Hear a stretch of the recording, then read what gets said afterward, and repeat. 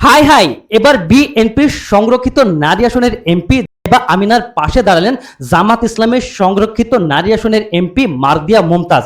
জাতীয় সংসদ অধিবেশনে বাংলা এবং ইংরেজি মিশিয়ে বক্তব্য দেওয়ায় সমালোচনার মুখে পড়েন বিএনপির সংরক্ষিত নারী আসনের এমপি আমিনা। আপনারা সংসদ সদস্য, জনপ্রতিনিধি, আপনাদের কথা বলার সময় অবশ্যই সচেতন থাকা প্রয়োজন। জাতীয় সংসদ অধিবেশনে দাঁড়িয়ে আপনারা এমন কোনো কাণ্ড ঘটাবেন না যা জনগণের কাছে আপনাদেরকে হাস্যরসের পাত্র হিসাবে উপস্থাপন করে। আপনি ইংরেজিতে দক্ষ না হলে আপনার কি প্রয়োজন ইংরেজিতে কথা বলার? আপনি উক্ত বিষয়টা বাংলাতেই সুন্দরভাবে উপস্থাপন করতে পারেন। এবার আমিনার পক্ষে দাঁড়িয়ে এক ফেসবুক পোস্টের মাধ্যমে জামাত ইসলামের মার্দিয়া মুমতাজ বলেছেন, বক্তার বক্তব্যের বিষয় নিয়ে আপনার দ্বিমত থাকতেই পারে, সেটা নিয়ে আলাপ করুন। তার পোশাক বা ভাষা নিয়ে কথা বলা একে অপ্রয়োজনীয়, উপরন্ত এতে আপনার নিজেরই বুঝ বুদ্ধি রুচি প্রকাশ পায়।